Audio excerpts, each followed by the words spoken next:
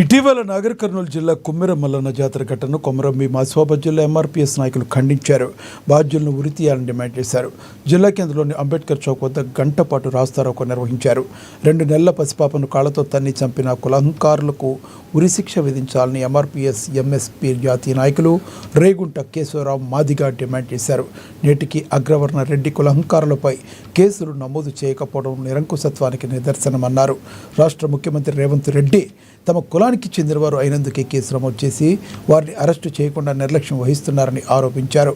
CM కులతత్వాన్ని ప్రోత్సహించకుండా వెంటనే 2 నెలల పసిపాప మరణానికి కారకులైన రెడ్డి కుల అహంకారులపై కేసు నమోదు చేసి అరెస్టు చేయాలని డిమాండ్ చేశారు. ప్రభుత్వం వెంటనే స్పందించి పసిపాప కుటుంబానికి ₹1 కోటి పరిహారం, 5 ఏళ్ల భూమి, ఇందిరమ్మ ఇల్లు, ప్రభుత్వ ఉద్యోగం ఇచ్చి అన్ని రకాల ప్రభుత్వమే ఆదుకోవాలన్నారు. లేని ఎడల ఎంఆర్పీఎస్ ఎస్సీ ఎస్టీ బీసీ ముస్లిం మైనార్టీ వర్గాల సంఘాలతో ఉద్యమం తీవ్రతరం చేయాల్సి వస్తుందని హెచ్చరించారు.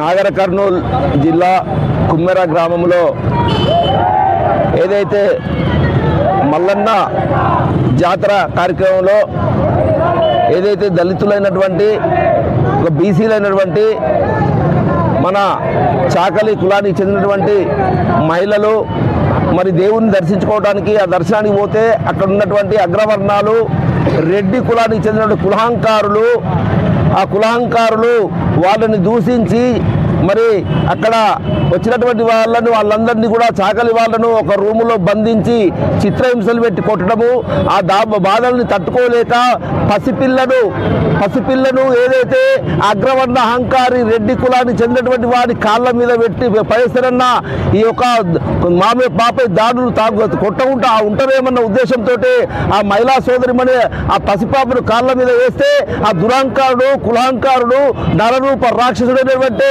రెడ్డి అయినటువంటి రెడ్డి కూడా చెందినవాడు మరి ఆ పసిపిల్లను కాలితో తంతే ఆ గోడకు తగిలి ఆ పసిపిల్ల మరణించడం జరిగింది.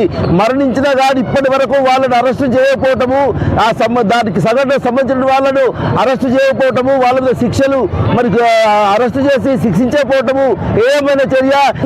మరి ఏదైతే లాకాప్ డెత్లో కూడా ఒక దళితుడిని కూడా చంపడం జరిగింది. అదేవిధంగా బ్రహ్మం గారి మఠంలో కూడా 2 దళితులను చంపడం జరిగింది.